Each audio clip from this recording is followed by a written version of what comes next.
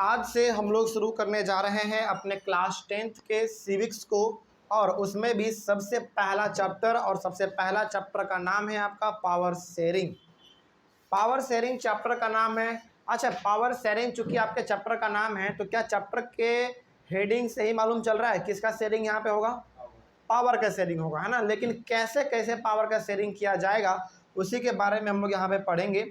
और इस चैप्टर को पढ़ने से पहले ही मैं यहाँ पर आपको एक बार बता दूँ कि इस क्लास में ना, हालांकि इस चैप्टर में खास करके पावर शेयरिंग को आपको समझाया जाएगा, वो भी दो कंट्री का एग्जाम्पल लेकर। पहला कंट्री होगा आपका बेल्जियम और दूसरा कंट्री होगा आपका श्रीलंका। ठीक है, तो पावर को किस प्रकार से शेयर किया जाता है ये डायरेक्टली भी आपको बताया जा सकता है। लेकिन चूंकि एनसीईआरटी बुक बहुत ही स्टैंडर्ड बुक है ना, तो वो क्या कहता है कि आप किसी भी चीज़ को समझो इससे पहले क्या करो, किसी कंट्री के बारे में जान लो, वहाँ के पावर में क्या सिस्टम है, किस प्रकार से वहाँ पे पावर शेयर किया जाता है या फिर नहीं किया जाता है। इससे होगा दो चीज़। पहला ये कि आप बहुत अच्छी तरीके से समझ पाएंगे कि पावर शेयरिंग होता क्या है, पहला ये होगा। और दूसरा बात, आप ये समझ पाएंगे कि उस कंट्री में उस समय पर क्या स्थिति रहा होगा, है ना। तो दो चीज़ों को हम लोगों को यहाँ पे एक साथ समझने को मिल जाएगा। तो यहाँ पे हम लोग सबसे पहला अपना टॉपिक शुरू करेंगे बेल्जियम एंड श्रीलंका। ये आपके एनसीईआरटी का सबसे पहला टॉपिक है। लेकिन देखिए, बेल्जियम और श्रीलंका ना, दोनों कंट्री के बारे में आपके एनसीईआरटी बुक में दिया हुआ तो है, लेकिन दोनों को ना मिला जुला के दिया हुआ है। यानी कि दोनों के बारे में बीच बीच में कभी श्रीलंका का बात किया गया है, कभी बेल्जियम का बात किया गया, कभी श्रीलंका का, कभी बेल्जियम का, कभी श्रीलंका का, कभी बेल्जियम का। इस प्रकार से आपके एनसीईआरटी बुक में लिखा गया है ना। लेकिन हम लोग चूँकि नोट्स के थ्रू पढ़ रहे हैं और चूँकि वो भी बहुत ही प्रॉपर नोट्स, तो हम लोग कोशिश ये करेंगे, हम लोगों का कोशिश ये रहेगा कि सबसे पहले बेल्जियम का जितना भी कंटेंट है, यानी कि जितना कुछ भी बेल्जियम के बारे में लिखा गया है, पहले बेल्जियम के बारे में पता कर लिया जाए। उसके बाद फिर जितना कुछ श्रीलंका के बारे में लिखा गया है, फिर श्रीलंका के बारे में पता कर लिया जाए, है ना। यानी कि हम लोग बेल्जियम और श्रीलंका दोनों को साथ साथ नहीं पढ़ेंगे, मिला जुला के नहीं पढ़ेंगे। इससे आप क्या होगा ना, आप समझ ही नहीं पाएंगे कि कौन सा लाइन श्रीलंका का था और कौन सा लाइन बेल्जियम का था। इसलिए हम लोग कोशिश करेंगे कि सबसे पहले बेल्जियम के बारे में पढ़ लिया जाए, उसके बाद फिर श्रीलंका के बारे में पढ़ा जाए, है ना। इससे समझना भी आसान हो जाएगा और आप अच्छी तरीके से नोट्स भी बना पाएंगे। ठीक है, शुरू किया जाए फिर। चलो, तो सबसे पहले शुरू करेंगे हम लोग बेल्जियम के बारे में। क्या है, जरा कहानी ध्यान से सुनिएगा। ठीक है, ये बिल्कुल कहानी के जैसा है। आपको लगेगा कि सर हम लोग पढ़ रहे हैं सिविक्स, लेकिन ये तो पूरा हिस्ट्री बताया जा रहा है। नहीं, ये हिस्ट्री नहीं है, बेसिकली सिविक्स ही है, लेकिन एक कहानी की तरह बताया गया आपको। ठीक है, क्या बात यहाँ पे कहा गया है, चलिए सबसे पहले समझते हैं हम लोग इसको।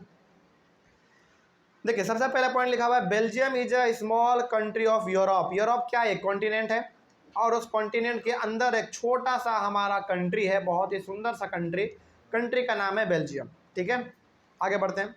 Belgium is smaller in area than the state of Haryana. हमारे इंडिया का हरियाणा स्टेट आपको देख लीजिए इंडिया के मैप में, जितना बड़ा हरियाणा का स्टेट आपको दिखता है उससे भी छोटा है एरिया में बेल्जियम। सोचो, मतलब कि इतना छोटा एरिया वाला जो है ना, एक कंट्री बन गया है। हमारे यहाँ पे तो उससे बड़ा बड़ा क्या है, स्टेट ही है। मतलब कि यहाँ पे ये बताया जा रहा है कि हरियाणा को आप देखिए इंडिया के मैप में, जितना बड़ा हरियाणा का एरिया है उतना ही बड़ा, बल्कि उससे छोटा ही हमारा एक बेल्जियम है। और वो बेल्जियम एक कंट्री है। सोचो, स्टेट नहीं है बेल्जियम, बेल्जियम एक कंट्री है। तो सोचो ये कंट्री कितना छोटा होगा, है ना। आगे बढ़ते हैं फिर। It has borders with France, Netherlands, Germany and Luxembourg. यदि आप बेल्जियम को यूरोप के मैप में देखेंगे तो बेल्जियम का बॉर्डर जो है वो 4 कंट्री से सटता है, 4 कंट्री से मिला है, यानी कि चारों तरफ से घिरा हुआ है, फ्रांस से, नीदरलैंड से, जर्मनी से और लग्जमबर्ग से। ठीक है, आगे। It has a population of a little over 1 crore, little over 1 crore, about half the population of Haryana. सोचो, मतलब कि हरियाणा का पॉपुलेशन यदि 2 करोड़ है तो बेल्जियम का पॉपुलेशन मात्र 1 ही करोड़ है। 1 करोड़ से थोड़ा सा ज़्यादा हो सकता है, लेकिन यहाँ पे हाँ अप्रॉक्स, यानी कि मान लीजिए यदि हमारे इंडिया में जो हरियाणा स्टेट है यदि उसका पॉपुलेशन 2 करोड़ है तो बेल्जियम का पॉपुलेशन 1 ही करोड़ है। तो बहुत ही छोटा सा कंट्री है और बहुत ही कम पॉपुलेशन है वहाँ पे। ठीक है, बेल्जियम के बारे में आगे देखते हैं। The ethnic composition of this small country is very complex. अच्छा, इथनिक कॉम्पोजिशन का मतलब क्या होता है बताते हैं आपको हम। इथनिक कॉम्पोजिशन का मतलब है कि उस छोटे से कंट्री बेल्जियम में अलग अलग प्रकार के लोग रहते हैं, अलग अलग लैंग्वेज बोलते हैं, अलग अलग कल्चर फॉलो करते हैं, अलग अलग कॉस्ट्यूम पहनते हैं, अलग अलग प्रकार का उनका बोल चाल का भाषा भी है। यानी कि इन्हीं सारी चीज़ों को हम लोग कहते हैं इथनिक कॉम्पोजिशन। इसका सीधा सा मतलब आप ये समझिए कि बेल्जियम एक छोटा सा कंट्री है और उसमें अलग अलग प्रकार के लोग रहते हैं, अलग अलग लैंग्वेज बोलते हैं। इसी चीज़ को हम लोग कह देते हैं इथनिक कॉम्पोजिशन। तो कंट्री बहुत छोटा है लेकिन यहाँ पे डाइवर्सिटी बहुत ज़्यादा है, मतलब कि अलग अलग प्रकार के लोग रहते हैं। अब इन्हीं के कारण के वजह से हम लोगों को ये चैप्टर समझ में आएगा कि आखिर पावर शेयरिंग बेल्जियम में किस प्रकार से था, है ना। आगे बढ़ते हैं, देखिए ध्यान से समझिएगा, ध्यान से। 59% population lives in the Flemish region and speaks Dutch language. समझिए, बेल्जियम क्या है, हमारा कंट्री है छोटा सा। उस कंट्री में यानी कि बेल्जियम के अंदर एक रीजन है, एक जगह है जिसका नाम है फ्लेमिश। क्या नाम है? फ्लेमिश। फ्लेमिश में पूरे बेल्जियम का 59% पॉपुलेशन रहता है। समझिए ध्यान से इस टॉपिक को, क्योंकि बहुत कन्फ्यूजन भी होगा इसमें आपको, लेकिन होना नहीं है। समझिए ध्यान से, गौर से। बेल्जियम एक छोटा सा कंट्री है, बेल्जियम के अंदर एक छोटा सा जगह है, उस जगह का नाम है फ्लेमिश। और उस पूरे बेल्जियम का 59% पॉपुलेशन जो है ना वो अकेला फ्लेमिश में रहता है। और वो लोग बोलता क्या है? डच लैंग्वेज बोलता है। ठीक है, आगे। Another 40% population live in the Wallonia region and speak French. और 40% पॉपुलेशन पूरे बेल्जियम का वो रहता है वेलोनिया में, वो भी क्या एक बेल्जियम का जगह है। ठीक है, वेलोनिया में रहता है और वो बोलता क्या है? फ्रेंच बोलता है। आगे, रिमेनिंग 1% पॉपुलेशन स्पीक जर्मन। और 1% जो बच गया, जैसे आप 59, 40 और 1 को जोड़ोगे तो 100% आ जाएगा। तो 1% पॉपुलेशन जो बच गया वो पूरे के पूरे बेल्जियम में वो क्या बोला जाता है? जर्मन बोला जाता है। मतलब कि 1% पॉपुलेशन जो बच गए वो क्या बोलते हैं? जर्मन बोलते हैं। ठीक है, ये आपको याद रखना पड़ेगा, ये 3 पॉइंट, क्योंकि यही चीज़ आपको आगे चल के कन्फ्यूजन में डालेगा। तो इसमें आपको ये याद रखना है कि 59% पॉपुलेशन बेल्जियम का कहाँ पर रहता था? फ्लेमिश में रहता था, लेकिन बोलता क्या था? डच बोलता था। 40% पॉपुलेशन पूरे बेल्जियम का रहता था वेलोनिया में, लेकिन बोलता क्या था? स्पीक वो नहीं कि वो फ्रेंच बोलता था। ठीक है, और 1% जो हमारा पॉपुलेशन बच गया मिला जुला के पूरे बेल्जियम में, वो पूरे के पूरे बेल्जियम में फैला हुआ था, लेकिन बोलता था मात्र जर्मन। ठीक है, आगे बढ़ते हैं फिर। उसके बाद देखो, in the capital city Brussels. अब यहाँ पे बात हो रहा है बेल्जियम के कैपिटल का। क्या है कैपिटल उसका? ब्रुसेल, याद रखिएगा। अब यहाँ पे ब्रुसेल का कुछ अलग केस बताया गया। देखिए यहाँ पे, in the capital city Brussels 80% population speak French while 20% population speak Dutch. यदि हम लोग केवल और केवल उसके राजधानी का बात करें, यानी कि पूरे के पूरे उसके कैपिटल का यदि हम लोग बात करें केवल, और कैपिटल का नाम क्या है? ब्रुसेल है। केवल ब्रुसेल का यदि हम लोग बात करें तो ब्रुसेल में 80% पॉपुलेशन जो है वो फ्रेंच बोलता है, लेकिन 20% मात्र डच बोलते हैं। समझिए ज़रा ध्यान से इस बात को, बस समझ में आ रही है? चलिए आगे बढ़ते हैं। जैसे आप इसको आप ऐसे समझिए, जैसे इंडिया का कैपिटल क्या है? न्यू दिल्ली है। इंडिया का कैपिटल न्यू दिल्ली। तो न्यू दिल्ली में 80% जो लोग रहते हैं वो बोलते हैं क्या? फ्रेंच। और 20% जो पॉपुलेशन वो बोलते हैं डच। एग्जाम्पल के तौर पे हम आपको बस बता रहे हैं। उसी प्रकार से बेल्जियम का कैपिटल क्या हो गया? ब्रुसेल। तो ब्रुसेल के अंदर 80% पॉपुलेशन बोलते हैं फ्रेंच और 20% बोलते हैं डच। लैंग्वेज बेसिकली यहाँ पे बात हो रहा है। आगे देखते हैं क्या हुआ। देखो, the French speaking community was very rich and powerful. और ये जो फ्रेंच स्पीकिंग कम्युनिटी था ना, यानी कि जो फ्रेंच बोलता था, वो बहुत ही ज़्यादा अमीर भी था प्लस पावरफुल भी था। यानी कि उसके पास धन संपत्ति, पैसा कौड़ी, प्रॉपर्टी के मामले में वो बहुत आगे थे। कौन आगे थे? फ्रेंच बोलने वाले लोग आगे थे। ठीक है, आगे फिर, this was not liked by the Dutch speaking community who got the benefit of economic development and education much later. देखिए, धन संपत्ति, पैसा कौड़ी, प्रॉपर्टी में सबसे आगे कौन थे बताइए? फ्रेंच बोलने वाले। हाँ, फ्रेंच बोलने वाले लोग थे। लेकिन ये चीज़ ना एक मतलब एक तरीके से ये खटक रहा था। किसको खटक रहा था? डच बोलने वाले लोगों को। क्यों खटक रहा था ये बात? क्योंकि पूरे के पूरे बेल्जियम में डच बोलने वाले लोगों का जो विकास हुआ वो बहुत ही बाद में जाके विकास हुआ। इसका मतलब यहाँ पे हम ये कह सकते हैं कि पूरी तरीके से बेल्जियम के ऊपर कंट्रोल किसका था? पहले फ्रेंच बोलने वाले लोगों का था। इसलिए वो लोग बहुत ही अमीर भी थे और पावरफुल भी थे। और उस समय पे डच बोलने वाले लोगों के ऊपर कोई भी वैल्यू नहीं दिया जाता था। तो ये आप इस बात को आप याद रखेंगे कि फ्रेंच बोलने वाले लोग बेल्जियम के अंदर बहुत ही अमीर थे, बहुत ही पावरफुल थे, लेकिन डच बोलने वाले लोग बहुत ही गरीब थे, उनका कोई भी डेवलपमेंट नहीं हुआ था, उनको शिक्षा नहीं मिला था। क्यों नहीं मिला था? क्योंकि कंट्रोल किसका हुआ करता था? फ्रेंच वाले लोगों का कंट्रोल हुआ करता था। ठीक है, तो अब जरा सोचिए, फ्रेंच बोलने वाले लोग बहुत अमीर हैं, पावरफुल है, तो यहाँ पे खटकेगा किसको ये बात? डच बोलने वाले को खटकेगा।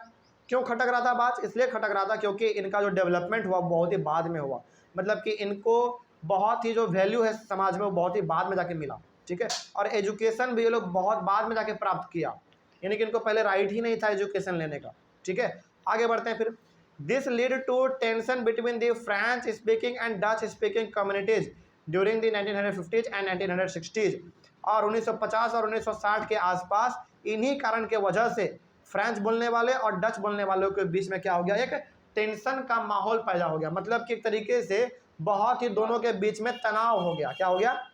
तनाव हो गया। अच्छा, आपके मन में सवाल आ रहा होगा कि सर बार बार फ्रेंच और डच स्पीकिंग बोलने वाले लोगों का जिक्र हो रहा है, तो फिर वो जर्मन बोलने वाले लोग कहाँ गए? 1%? वो तो 1% है ना, तो उसको तो आप नेग्लेक्ट कर सकते हो, उसको आप नेग्लेक्ट कर सकते हो, वो 1% का यहाँ पे कोई वैल्यू नहीं है। ठीक है, आगे बढ़ते हैं फिर। उसके बाद यानी कि 1950 और 1960 के आसपास बेल्जियम में फ्रेंच बोलने वाले और डच बोलने वाले इन दोनों के बीच में बहुत तनाव देखने को मिला। क्यों तनाव देखने को मिला? क्योंकि फ्रेंच बोलने वाले लोग बहुत ही पावरफुल थे, बहुत अमीर थे, लेकिन ये चीज़ पसंद नहीं आता था। किसको पसंद नहीं आता था?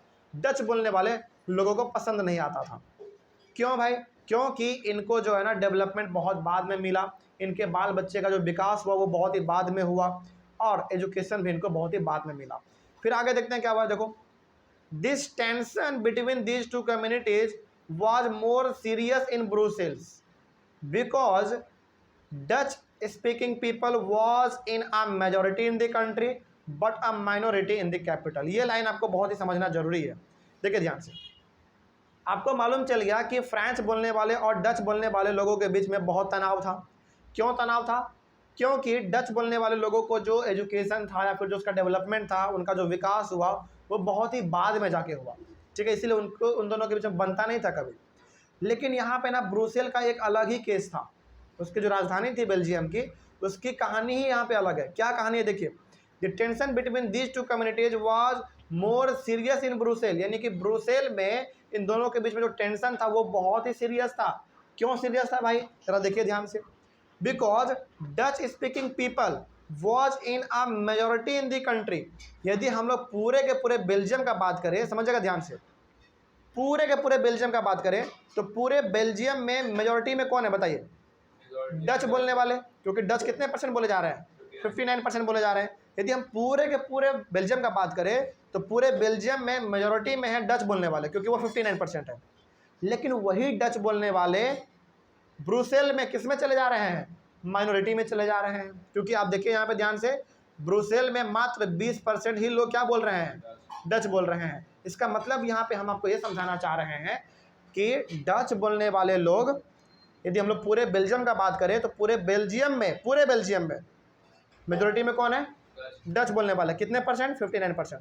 लेकिन यदि पर्टिकुलरली हम लोग बात करें ब्रुसेल का, तो वही डच बोलने वाले जो पूरे कंट्री में मेजोरिटी में था, वो ब्रुसेल में क्या चला गया? माइनॉरिटी में चला गया, मात्र 20%, है ना। तो ये केस जो है ना थोड़ा सा हमको बहुत ही अजीब देखने को मिला। कहाँ पे? ब्रुसेल में। ब्रुसेल में इसलिए कंडीशन थोड़ा सा अलग है क्योंकि इसमें जो कम्युनिटी पूरे कंट्री में मेजोरिटी में है वही ब्रुसेल में जाके माइनॉरिटी में चल जा रहा है ना। इसीलिए थोड़ा सा टेंशन जो है ना ब्रुसेल में और ज़्यादा बढ़ गया। ठीक है, लेकिन आगे देखते हैं फिर क्या रिजल्ट निकला इसका। देखिए, उसके बाद है, in Belgium the Dutch speaking community could take advantage of its numeric majority and force its will on the French and German speaking population. बताइए, पूरे कंट्री का यदि हम लोग बात करें तो मेजोरिटी में कौन है? डच बोलने वाले। तो डच बोलने वाले ना ये चाहते थे कि पूरे के पूरे बेल्जियम पे कंट्रोल किसका हो? हमारा ही हो, यानी कि डच वाले का हो। क्यों? क्योंकि पूरे के पूरे बेल्जियम में कौन थे मेजोरिटी में? डच ही थे। हाँ, लेकिन ब्रुसेल में वही क्या हो गए थे? माइनॉरिटी में चले गए। लेकिन यदि हम लोग बात करें पूरे कंट्री का तो वो मेजोरिटी में थे ना, डच बोलने वाले। तो डच बोलने वालों का मानना ये था कि भाई पूरे बेल्जियम में पॉपुलेशन हमारा बहुत ज़्यादा है, तो बेल्जियम में कंट्रोल भी किसका होना चाहिए, डच का ही होना चाहिए, ये डच बोलने वाले लोगों का मानना था। आगे देखते हैं फिर क्या हुआ। This could lead the conflict among this communities, और इसके वजह से, इन्हीं पावर के वजह से, यानी कि डच क्या चाहता था कि पूरे बेल्जियम पे हमारा कंट्रोल हो, इन्हीं के वजह से इन दोनों के बीच में थोड़ा बहुत जो है ना कॉन्फ्लिक्ट भी देखने को मिला। भयंकर कॉन्फ्लिक्ट नहीं, थोड़ा बहुत, मतलब नोक झोंक वाला, केवल बात बोली ये से परवाह, ठीक है, मतलब कि वो कुछ इधर से बोल दिया, ये कुछ उधर से बोल दिया, इस प्रकार का कॉन्फ्लिक्ट देखने को मिला। लेकिन आगे देखते हैं फिर क्या हुआ। This could lead to a very massive partition of the country, both French and Dutch speaking community could claim control over Brussels. अब दोनों का दोनों, फ्रेंच बोलने वाले भी और डच बोलने वाले भी ये चाहते थे कि नहीं हमारा कंट्रोल होगा पूरे बेल्जियम पे, वो बोलता था कि नहीं हमारा कंट्रोल होगा, नहीं हमारा होगा, नहीं हमारा होगा। इस तरीके से जो है ना दोनों का दोनों पूरे के पूरे बेल्जियम के साथ साथ ब्रुसेल पे भी अपना कंट्रोल जमाना चाहता था, जिसके वजह से डच बोलने वाले और फ्रेंच बोलने वालों के बीच में थोड़ा बहुत नोक झोंक भी हुआ, थोड़ा बहुत लड़ाई झगड़ा भी हुआ, लेकिन उतना भयंकर नहीं हुआ। बात समझ में आ रही है, कोई दिक्कत है ना समझने में? चलिए, अच्छा यहाँ तक तो आपको समझ में आ गया कि बेल्जियम का क्या केस है, ठीक है। उसके बाद है श्रीलंका के बारे में, लेकिन हम आपको ना श्रीलंका के बारे में नहीं पढ़ाएंगे, अभी नहीं पढ़ाएंगे, मालूम है क्यों? क्योंकि देखिए श्रीलंका और बेल्जियम के बारे में तुरंत आपके बुक में दिया हुआ है, सबसे फ्रंट पेज पे ही दिया हुआ है, 2 पेज बेसिकली इसी में दिया गया है। लेकिन इसके बाद ना बात किया गया है मेजोरिटिज्म इन श्रीलंका, यानी कि श्रीलंका के बारे में यहाँ पे फिर से बात हुआ है।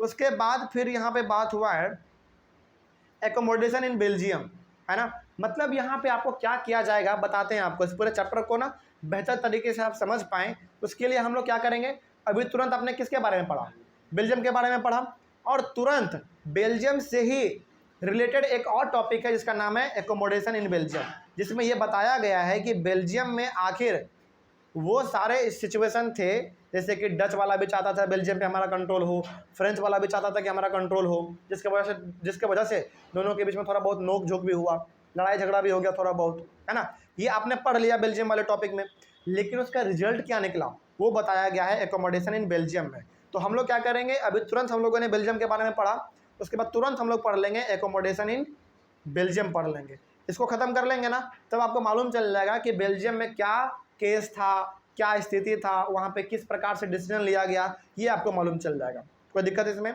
उसके बाद फिर हम आएंगे श्रीलंका वाले टॉपिक पे, है ना। और श्रीलंका से मिलता जुलता एक हमारा टॉपिक है, कौन सा, मेजोरिटिज्म इन श्रीलंका। तो इन दोनों को हम लोग पढ़ लेंगे तो आपको मालूम चल जाएगा श्रीलंका के बारे में भी। इसका मतलब यहाँ पे ये हो गया कि यहाँ तक जो हम लोगों ने अभी पढ़ा है, इसके बाद तुरंत हम लोग पढ़ेंगे एकोमोडेशन इन बेल्जियम, तभी आपको समझ में आ पाएगा कि बेल्जियम में क्या स्थिति था और क्या वहाँ पे डिसीजन लिया गया, है ना। हालांकि यदि हम चाहें तो बेल्जियम के बाद श्रीलंका शुरू कर देंगे, श्रीलंका के बाद मेजोरिटिज्म इन श्रीलंका भी शुरू कर देंगे, है ना, उसके बाद एकोमोडेशन इन बेल्जियम शुरू कर देंगे, लेकिन एक तरीके से खिचड़ी बन जाएगा, लेकिन आपको समझ में नहीं आ पाएगा।